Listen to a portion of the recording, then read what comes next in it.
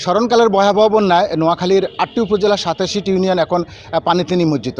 গত ১০ দিন থেকে টানা বর্ষণে এই নোয়াখালীর যে জলাবদ্ধতা থেকে এই বন্যার সৃষ্টি হয়েছে।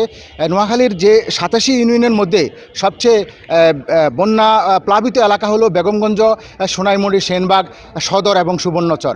ইতিমধ্যে এখানে সরকারি হিসাব মতে ৭৫,০০০ পরিবার তাদের ছেলে পরিবার সদস্য নিয়ে আশ্রয়কেন্দ্রে আশ্রয় নিলেও সেটি কিন্তু বেসরকারি হিসাবে আরও কয়েক গুণ বেশি। আপনি জানেন যে গত কয়েকদিনের এই বন্যার ভয়াবহ রূপ ধারণ করাতে প্রায় প্রতিটি বাড়িঘর ৩ থেকে ৪ ফুট পানিতে নিমজ্জিত হয়ে গেছে। ইতিমধ্যে মানুষজন আশ্রয়কেন্দ্রে আশ্রয় নিয়েছে।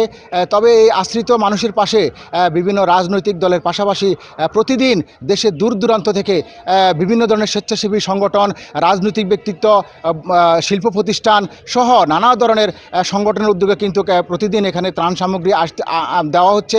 প্রতিটি আশ্রয়কেন্দ্রে গিয়ে তারা নিজ হাতে এসব সরকারের পাশাপাশি এসব ত্রাণ সামগ্রী দিচ্ছে। লাকসাম থেকে সোনাপুর পর্যন্ত যে রেল লাইন রয়েছে তার পাশে কিন্তু পানি অনেকটা আটকে গেছে। এই পানি নামতে সমস্যা হচ্ছে। স্থানীয়দের, বানবাসীদের এখন কথা হলো যে পানি দ্রুত যাতে নিষ্কাশন হয় এবং সেটিকে যেন লক্ষ্মীপুরের যে ক্লোজার রয়েছে তার পাশে মেঘনা নদীতে যেন পানিটি দ্রুত সরতে পারে তার ব্যবস্থা করা।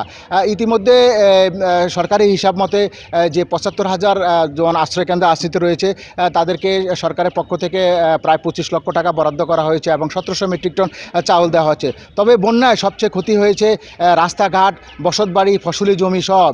অনেক মৎস্য খামার, যে যুবকরা এই মৎস্য খামারে বিনিয়োগ করেছিল তাদের এখন মাথা হাত। তবে সামনে বন্যার পানি নামার সাথে সাথে একটি দুর্যোগ আরও বেশি ঘনীভূত হবে, আরও বেশি সংকট হবে, নানা ধরনের রোগ মহামারী দেখা দেবে এবং মানুষের অভাব অনটন একটু বৃদ্ধি পাবে। সেই বিষয়ে এখন থেকে সরকারের পরিকল্পনা গ্রহণ দরকার।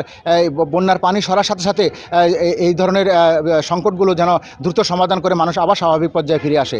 এই ছিল আমার কাছে নোয়াখালীর বন্যার সর্বশেষ খবর।